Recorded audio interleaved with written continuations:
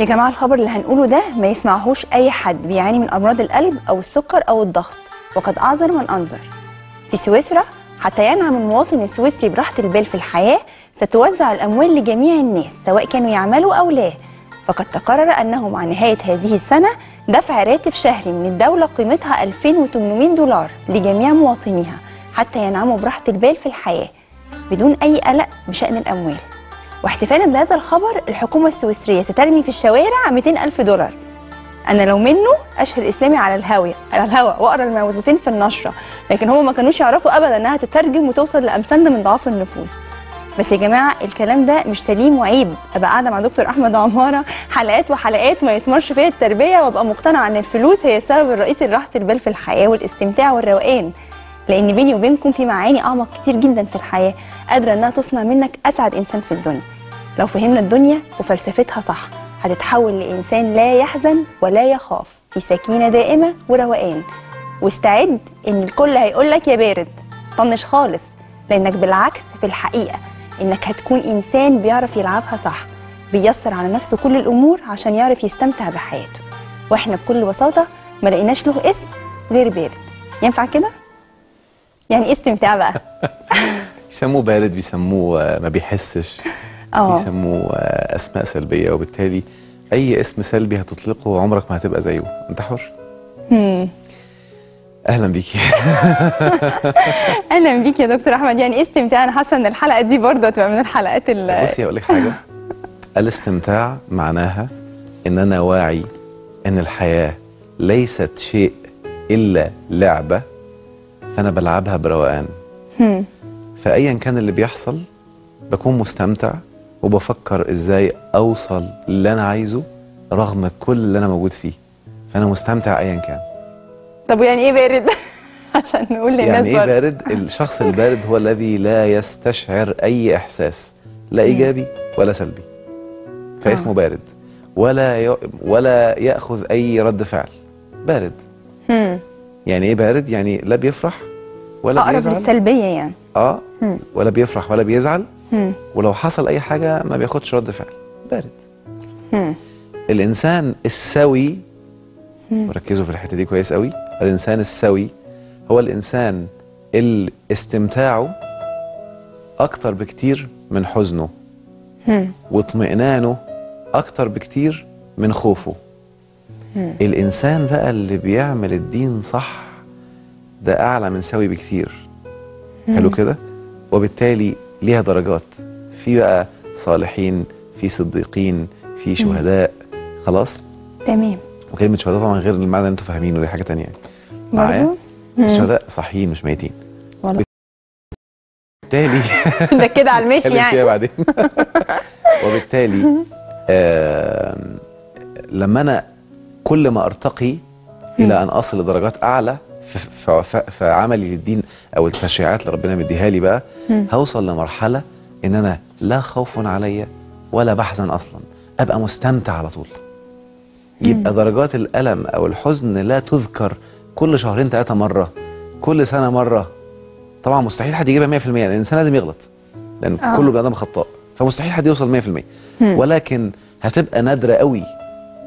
وخلي بالك ان انا برضو اول ما فهمت الكلام ده كنت مستغربه، بس لما بدات اطبق، والشباب عندي حتى على الصفحه ولما اخذوا الكورسات وطبقوا، اتفرجوا على النتائج اللي حاصله. وعشان كده بقول لهم دايما اول ما يبدا اللي حواليك يقولوا لك يا بارد، اعرف انك بدات تنجح وبقيت من الغرباء. بس اوعى يبقى بارد بجد بقى، لما تبقى مشكله. لا مستحيل يكون بارد بجد، دي حاجه سلبيه. ايوه. عشان كده بقول سميها باساميها، بقول انا مستمتع، انا بحس مشاعر الراحه والاستمتاع، مش بحس مشاعر الالم والحزن، وده الصح. بس خلي بالك في فرق كمان، ان برضو الناس اللي بيدخلوا في المواضيع دي وهم مش دارسين سيكولوجي بيفكروا ان من الايجابيه ان انا غلط ان ازعل، فابقى عايز ابقى ايجابي على طول. دي في حد ذاتها سلبيه. انتبهي كده، اللي عاوز يكون ايجابي على طول دي في حد ذاتها سلبيه. ازاي بقى؟ ليه؟ لان الطبيعي ان انا اعلى وانزل، اعلى وانزل. ده الطبيعي. اعلى بس ده سلبي، انزل بس ده سلبي. مش احنا عارفين مثلا ان انا دوام الحال من المحال؟ فمستحيل حال يدوم. وبالتالي ايه اللي بيحصل بقى؟ الانسان بيسموه اللي عنده awareness او وعي عالي، عارف ان انا بحاول قدر الامكان اكون في اعلى حالات الايجابيه الاستمتاع، ولكن لما يحصل حاجه سلبيه بعيش الحزن، ايه المشكله؟ ما هربش منه واعيشه وادي له وقته ربع ساعه، نص ساعه، ساعه، وبعد كده اخرج منه تاني، لانه بيجي كل فين وفين. بقى معايا مفتاح. ايوه بس انا فاهم بعيشها. يعني حتى في ناس لما يفهموا كلمه الايجابيه تلاقيه لما يبقى زعلان عمال يكتم ويحاول يبين ان هو ايجابي وبيغير تفكيره، ده ممكن يعمل امراض. طبعا. عشان كده حتى النبي عليه الصلاه والسلام قال: ان العين لتدمع وان القلب لا يحزن وانا لفراقك يا ابراهيم لمحزونون ولا نقول الا ما يرضي ربنا. وهو عادي، ايه المشكله؟ يبقى لما اكون فاهم بقى ان الحياه لعبه، دوري في اللعبه دي اعمل ايه؟ امخمخ واتكتك عشان اعرف اوصل للطريق اليسير اللي يوصلني للي انا عايزه. يبقى لو انا ما وصلتش للطريق اليسير يبقى انا مسمي الحاجات بغير اساميها، انا السبب وانا مختار حاجات غلط. انتبهي بقى كده. من قوانين اللعبه، وارجو الناس ينتبهوا عشان دي شدة ودن كده خفيفه. اي حد بيلعب جيم، ايه اللي بيحصل؟ هو بيلعب جيم، كل ما اللعبه تبدا الليفل يبقى اصعب او اكثر يشائك، يعني ايه اللي بيحصل له؟ يتحفز ويستمتع ويبقى اللعبه ممتعه، ويبدا يدور مهما الدنيا قفلت، بيبقى عارف ان في حاجه سهله او طريق يوصل له، فعمال يدور عليه. دي لحظه استمتاعه. واول ما يلاقيه بيستمتع ويدخل الليفل اللي بعديه، عارف ان الطريق السهل مستخبي في حته وهيلاقيه. حلو كده؟ تمام. الدنيا كده بالظبط. انت مستمتع في اللعبه عشان واعي ان اللي عمل اللعبه حاطط طريق سهل. فعيب يا اللي بتتفرج علينا انك تبقى في الدنيا وناسي ان الهك ما حطش 500 طريق سهل يطلعك من اللي انت فيه. سبحان الله فعلا. فعيب. وبالتالي طالما ربنا قال لي مثلا المتقين اللي بيحصل لهم يجعل لهم مخرجا ومن يتقي الله يجعل له مخرجا ويرزقه من حيث لا يحتسب. اهو من الآية دي بس دليل ان كل موقف على وجه الارض له مخرج، لان التقوى حاجة في القلب. اول ما تتقي هيطلع لك المخرج، والمخرج بيطلع في العقل الاول فكرة وتروح تنفذها.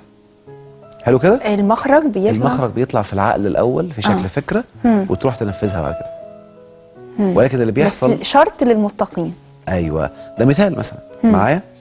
اللي انا اقصده بقى ايه؟ ان انا لما ابدا اضخم الحياه وادي لها اسامي غير اساميها، ازمه او بيحصل لي ازمات او الدنيا بتلخبط، انت كده بتطلع مشاعر بالاسم ده. عشان كده بقول للشباب دايما حته مضحكه كده، بقول لهم الازمات ما اسمهاش ازمات، هي كلمه من كلمتين. الاذى مات، الله يرحمه. خلاص انا بتعامل معاه وعدي، يلا هو الاذى مات، خلاص مات، يلا شوف هتعمل ايه. بلاش تسميها كده. النقطه المهمه ايه بقى؟ انا النهارده مثلا سايق العربيه، والعربيه عملت بيها حادثه، في حد ينزل يبدا يحط اسماء، يا ربي مصيبه، كارثه، فلوسي، اللي حصل لي كذا كذا، خلاص. حد تاني يقول ايه؟ ايوه اللعب بدا يحلو، هو عامل حادثه اهو، شكلي هجيب عربيه جديده. والله العظيم. ثانيا اكيد انا عملت حاجه ده كان الجزاء بتاعها. يعني الحلقه اللي فاتت ده جزائي. قالوا كده بمناسبه الحلقه اللي فاتت، وانا اسف اذا كانت لخبطت الناس، بس انتبهوا، انا مش عاوزك تتبع اي انسان. مش سمعت مني كلام، افرض كنت بقول كلام سلبي، اسال من ده واسال من ده واسمع راي تاني وراي تالت، شغل عقلك معايا. في ناس فاكره، ده اضافه الحلقه اللي فاتت الجزاء، في ناس فاكره ان ممكن اكون ماشي بالخير وماشي في امان الله، يوم ربنا يبعت لي مصيبه عشان يختبرني. في ناس فاكره كده، صح. فاقول لهم عيب. ومن اظلم ممن افترى على الله كذبا. ربنا قال في القران وانت كده بتكذب الايه وبتكفر بيها. خلي بالك الكفر برضه كذا نوع، ده كفر بالايات غير كفر بالله، دي حاجه ثانيه. ده يكفر بالمله. الكفر بالايات في مسلمين كتير بيكفروا بالايات هم مش واخدين بالهم. عشان كده ربنا قال افتؤمنون ببعض الكتاب وتكفرون ببعض فما جزاء برضه فما جزاء من يفعل ذلك منكم الا خزي في الحياه الدنيا. والخزي معناه انك كل ما تيجي تعمل حاجه تبوظ. فانتبهي، حتى الصحه تبوظ زي ما قلت في الحلقه اللي فاتت. ان انا كافر بايات تانية. ففي ايه بتقول ذلك بان الله لم يكن، مستحيل، مغير النعمه انعمها على قوم حتى يغيروا ما بانفسهم. هو عمل حاجه والله ما هتتغير. ذلك بان الله لم يكن مغيرا. انت في صحه لا يمكن تتغير لما تعمل حاجه. انت في مال وفي غنى لا يمكن يتغير لما تعمل حاجه. دي قاعده عامه على كل حاجه، على كل حاجه في الدنيا، كل حاجه ايجابيه. خلاص تمام. يبقى انا لما اكون عارف كده هطمن بقى، فلما ارجع تاني. ناخد من كده ايه بقى؟ ان انا طالما الدنيا لخبطت كوني فاهم ان انا السبب، فهبدا اخدها بسهوله ويسر واستمتاع. عارفه يا ساره عملوا بحث على اكثر الوظائف او الاعمال صعوبه، الحاجات اللي الناس بيعملوها، هوايات او وظائف او اعمال. تخيلي طلعت ايه؟ تسلق الجبال. اصعب واشق شيء الانسان بيعمله، شاق يعني. حلو كده؟ هما سموها اصعب لانها بيبذل فيها جهد بدني وعضلي بيهد حيله. بالظبط. ايه رايك بقى انه بيكون في قمه الاستمتاع؟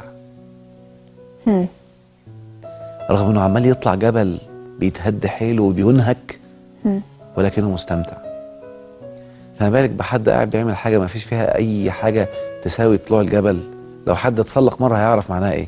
عضلات ايديك ورجليك بتشد بمنتهى القوه، وتحت الدنيا هو ولخبطه، وممكن لو فلت الحبل تقع تموت.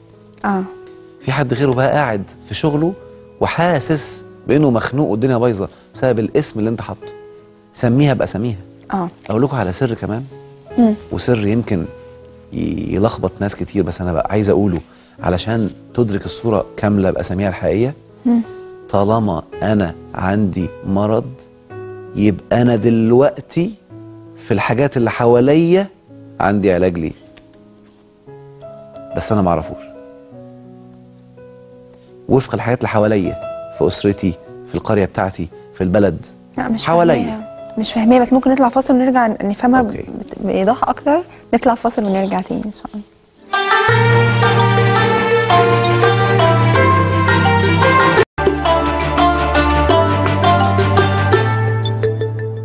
رجعنا مرة تانية وبنتكلم عن الاستمتاع بالحياة، وآخر حاجة وقفنا عليها موضوع المرض، وإن لو واحد أصابه مرض فأكيد في العلاج حواليه. مش فاهميها. خليني أقولها بطريقة تانية. مستحيل كان المرض يجيلك ما لم يكن الحل بيسر حواليك. جبت القاعدة دي منين؟ إن مع العسر يسر. معاه، مش بعديه ولا بعدين، معاه. كونك مش مؤمن بالآية دي وبتكفر بيها خليك مستني بقى. معظم الناس اللي عندهم مشاكل بيدور على الحل بره بعيد، فبيضيع وقت كتير جدا. لو بس بقى مدرك القاعدة دي في عقله هيطلع له ربنا سبحانه وتعالى. ممكن يكون حد دكتور جنبه في العمارة اللي فوقيه ما يعرفش ان هو له عنده العلاج ده. ممكن يكون حد من أصدقائه وعنده معلومة، ممكن يكون كتاب، ممكن يكون فكرة، ممكن يكون حاجة بسيطة، بس انت ممكن تكون حاجه في الاكل اللي حواليك. طب معلش يا دكتور، هو مش ممكن حد يعني او يقال ان الكلام ده متعارض مع الطب ومع العلم؟ يعني مثلا في امراض مزمنه وعلاجها بره ومش لاقيينها مثلا، ومحتاجه فلوس كتير. اكتبي كده. كلمه علم هنتكلم فيها عشان نسميها باساميها برضو. اوكي. يعني كلمه علم هنتكلم فيها في حلقه المعلومات والعلم. تمام. ولكن نقدر نسميها باساميها الحقيقي. يتعارض مع ما اكتشفه البشر بادواتهم الماديه. انا بقى بتكلم من ادوات ربانيه، انسي الادوات دي خالص. ما انا مش هخف وانا قاعده في مكاني. انا هقول لك اهو بقى النقطه المهمه ايه. طالما انا بقول لك ان طالما عندي حاجه سلبيه، اذا في المحيط بتاعي عندي العلاج. اللي انا اقصده ان قد يكون في المحيط بتاعي ده في موبايلي دكتور من اللي بيعالجها، بس طالما جالك مرض يبقى انت عندك علاجه حواليك. مش بتكلم انسي الطب، انا بتكلم ان العلاج او التشافي في الحاجه اللي حواليك معايا، في الحاجه المتيسره ليك. يعني هديكي مثال، مثلا عمرك ما سمعتي عن حد قيل له في الطب هتموت قريب مالكش علاج؟ قال لي يعني ايه يعني؟ هو انتوا اللي هتموتوني؟ ربنا موجود وان شاء الله هخف. جات له فكره يطلع يعمل عمره يشرب زمزم خف. هي كانت قدامه ما بيعملهاش. كان ممكن يعملها ما عملهاش. حواليك بس انت ما بتعملهاش. هل ممكن ده راجع الا لما حد قفل لك الدنيا؟ ايمان الواحد بفكره معينه لو امن بيها جدا جدا انها تتحقق. ايوه، ايا كان ايمانك بالفكره هتحصل بمنتهى السهوله. وخلي بالك كده ان اليسر في كل حاجه، حتى خلينا برضو نعمل نفس المنهجيه بتاعتنا، بنشوف اليسر في كل الكتب السماويه ربنا اتكلم تمام. عنه وقال ايه. الزبور من قبل الرب تثبت خطوات الانسان وفي طريقه يسر. حلو كده. في التوراه ان الرب الهك قد يسر لي. خلاص. في الانجيل اعدوا طريق الرب اصنعوا سبله مستقيمه، كل واد يمتلئ وكل جبل وأكمه ينخفض، وتصير المعوجات مستقيمة والشعاب طرقا سهلة. أنا مع ربنا. حلو كده. في القرآن وأما من آمن وعمل صالحا فله جزاء الحسنى وسنقول له من أمرنا يسرا. قال رب اشرح لي صدري ويسر لي أمري. خلاص. من نطفة خلقه فقدره ثم السبيل يسره، بس انت اللي ضيعت عن السبيل. خلاص. يريد الله بكم اليسر ولا يريد بكم العسر. عشان كده بقولك سميها بأساميها. في ناس للأسف سامحهم الله برضو، هداهم الله، لأنهم ممكن يكونوا ما غلطوش، ده اجتهادهم أو تفسيرهم يعني. بيقولوا للشباب وبيعلموهم، يقول لك كده الدنيا دار مشقة وابتلاء والدنيا دار تعب. مين قال لك الكلام ده؟ جبت منين الكلمة دي يا راجل يا طيب؟ إذا كان ربنا بيقول يريد الله بكم اليسر ولا يريد بكم العسر، سميها بأساميها. المشكلة هي غياب الإيجاب. انتبهي كده. أنا النهاردة مثلا الشيء السيء هو غياب الشيء الإيجابي. فسمي الإيجابي اللي غاب عشان تعرف توصله بسهولة. سميها بأساميها، ما تسميهاش بعكسها. يبقى السلبيات هي عكس الإيجابيات. طب تعمل إيه لما تلاقي أنا من غير ما أسمي أهو، أنا بشرح حضرتك سميها. أوكي. سميها ولا سمها؟ ولد مراهق أو ولد أزهر أيا كان، وكل حاجة أي مشكلة تقابله بيعيط عليه، أو أي حدث يقابله بيعيط عليه، واخد المدة، وغيره استجابته للأمور مش كده خالص، بياخدها ببساطة. هل أي في مؤثرات أخرى؟ أسميها دلوقتي؟ دي اسمها مقارنة. بتقارني ليه؟ مش هيرد لي على سؤال ده، شارح قلبي. بالعكس والله هرد. طب إيه؟ كده اسأتي الظن فيا. لا ما بتريحش قلبي بقى. شفتي بقى؟ اول حاجه انت بتقارني ليه؟ ده واحد. تاني حاجه هنعمل المنهجيه اللي قلت لك عليها. حددي انت عاوزه المراهق ده يعمل ايه. ما انا اول حاجه بقارن ليه، ارد على اول حاجه. مش عايزه اقارن، ما تبرريش، ده مبرر. انا الفكره عايزاه يستمتع. طب انتبهي. انا زعلانه ان هو على طول بيعيط مثلا. حلو. اذا انا عاوزه يبقى هادي. لما يبقى هادي النتيجه اللي هتبقى عليه الاستمتاع والراحه. طيب تعالي بقى، الهدوء بيحصل ازاي؟ ان انا اعرفه ازاي يتعامل مع الحياه. ان انا اي حاجه هتوصل لها مش بوسيله البكاء ولا بوسيله الانكسار دي. البكاء ما يجيبش حاجه. تعالى اقعد كده، لما تلاقي نفسك هتعيط فكر انت عايز ايه، والعياط ده هيجيبها ولا لا. وايه تاني ممكن تعمله يجيبها، واديله 4 5 امثله تانيه. مثلا لو هو لسه طفل مثلا، طيب انا بعيط عشان عايز اكل، طب تعالى بقى انا ساعتها ما اديلوش نتيجه، لانه طالما وصل مراهق يبقى في الطفوله اتلخبطت معاه.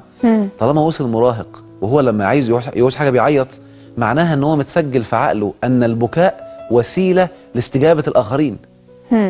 فانا لازم انسف له الوسيله دي من بدري. اول ما يعيط وهو صغير اقول له حبيبي انا مش فاهم انت عايز ايه؟ بيعيط انا مش عارف. يعني ملهاش علاقه خالص بسمات داخليه للانسان او وراثيه او كده. ودي قاعده كده، اي حاجه ينفع تتغير. انسوا على فكره، في علم النفس نظريات بتقول زي فرويد مثلا بيقول ان الانسان لما يوصل 7 سنين خلاص بيتبرمج وما عادش ينفع يتغير. كل الكلام ده شيليه كده، دي اختراعاتهم واكتشافاتهم. ان الله لا يغير ما بقوم حتى يغيروا ما بانفسهم. ان شاء الله لو وصلوا 500 سنه ينفع اغير اي حاجه. لما انا اقول بقى ده طبعي، انت قلت اسم غلط، ده مش طبعك، تفضل تعاني منه. لكن لو قلت اللي انا عاوزه هوصل له، هتوصل له. يعني مش كلام علمي ان 90% من سمات البشر وراثه؟ الكلام ده مش سليم؟ ما اقدرش اقول لك، انا ما اعرفش فيها ابحاث، ولكن مش وراثه مش وراثه، المهم انها تتغير. المهم ان انا ينفع اغيرها. انسي بقى دي. مش فارق معايا الابحاث اللي فيها. اصل فعلا ليه واخدين ان الجينات والطباع دي مسلمات استحاله تتغير. انا مش شغلي اعرف هي كام في الميه، ولا شغلي اعرف وراثه، شغلي اعرف غيرها ازاي، في حاجه ينفع اغيرها، بس ده اللي انا عايزه معايا. وبالتالي انا بدي خلاصه سريعه كده، ان انا ما فيش حاجه اسمها مرض ملوش علاج. انسوا اقول الناس لم تكتشف، قد تكون انت السبب. يلا وخدوا القاعده دي تاني، طالما عندك مرض اذا عندك الان في الوسط المحيط او في الادوات اللي حواليك الوسيله اللي تخرجك، دور عليها ايا كان بقى. وخلي بالك قد يكون حاجه بسيطه في البيت، ولا حاجه في جيراني، ولا حد اعرفه، ولا خبر يجي لي في التلفزيون، المهم حواليك، ولكن انت قاعد مركز بس مش على يعالجوا، السلبي. مش حاجه تعالجوا، عشان نبقى فاهمين العلاج لازم دكاتره واطباء. ما انا بقول لك حاجه حواليه ممكن تبقى علاج دكتور حواليه، دكتور جروه ما يعرفش اصلا. ممكن يكون دكتور قريب واحده مرات اخوه وما يعرفش. المهم حواليك. فما اقصد المهم ان السبب الذي سيؤدي الى خروجك من الحاله اللي انت فيها ووصولك لنتيجه موجود بمنتهى اليسر، وتعمله باستمتاع وانت رايق. لو انت بقى شفت الدنيا صعبه وقلت اسماء دي صعبه، دي كلكعت، او لو انت يعني انا مثلا دكتوره جهاد اللي قلت لك عليها دي عندها شلل اطفال، بتضحك مستمتعه ورايقه واخده الحياه ومسميه نفسها اميره التفاؤل ومستمتعه، وحاطه صورها على الفيسبوك. الناس بيقولها ايه، ما بتحسيش؟ يعني هي عايزه طب عيطه عشان تكون بتحس، قاعده متألمه. طب انتبهي كده كمان، ده ممكن واحد يكون، وشوفي الحته دي، ممكن واحد يكون بيتعامل مع زوجته مثلا ايا كان طرف وطرف، واحد يعمل مشكله والدنيا تكبر بينهم، يروحوا نص ساعه ويرجعوا. واحد يبقى داخل واخدها بيسر بيتكلم، يوم التاني نعم بالبساطه دي، يعني عايز اضخمها يعني. هو انا ما اسواش عندك حاجه انت مسميها بغير اساميها؟ لا انت تسوى وانا بحبك، وعشان تسوى وبحبك انا واخدها بيسر. ما هو لازم يسمعها الكلمتين دول، مش برضه ببساطه وهزار وتهريج افتكرت انها ست، انت اللي قلتي. انا قلت طرف وطرف، شفتي؟ لا انا اللي في قلبي على لساني اصلي، معلش. انا قلت طرف وطرف، انت اللي وقعتي لسانك. لا اصل بجد ساعات الناس تقوم واخده، خليكي انت بتكلكعيها ليه؟ طب بتكلكعيها ليه؟ ما هو فعلا الموضوع بس يعني كده. طب طيب خاطري هقول لك حاجه مهمه قوي، الدنيا كلها على بعضها لا تسوى عند الله جناح بعوضه. سبحان الله. فما بالك بحته موقف جوه وصلك كده؟ وبالتالي انا هنا مش بكلم الطرف الثاني، بكلم اللي مضخمها. انت ضخمتها وبالتالي احتجت حد يطبطب عليك. فلو هو ما يعرفش ثقافه الطبطبه هتتقلب، فانت السبب. بس كده ما حدش هيطيب خاطر حد عشان ما يضخمش، ولا هيبقى اللي طالب ان حد يطيب خاطره انه دماغه صغيره. انا بكلم الشخص اللي بيسمعني، ولكن ثقافه ان انا اطبطب على حد واخده في حضني انا حلوه وجميله. بس افرض اللي قدامك ما بيعرفهاش، تعيش في جحيم بقى. انا بديك السبب اللي انت فيه. يعني ان انا اطبطب واقول لك معلش وحقك عليا وكذا، دي ايجابيه حلوه، بس نفترض ما يعرفهاش. بالظبط. هو حضرتك فعلا النتيجه ان كل انسان يدور على سبل الاستمتاع. سميها باساميها، ما يستناش ان الطرف الثاني يبقى وسيله لاستمتاع. ايوه سميها باساميها، تعرف تستمتع فيها وانت السبب، اختار. تمام، خلصنا. الحلقه الجايه ان شاء الله نتقابل على خير باذن الله، تكونوا مستمتعين معانا ان شاء الله.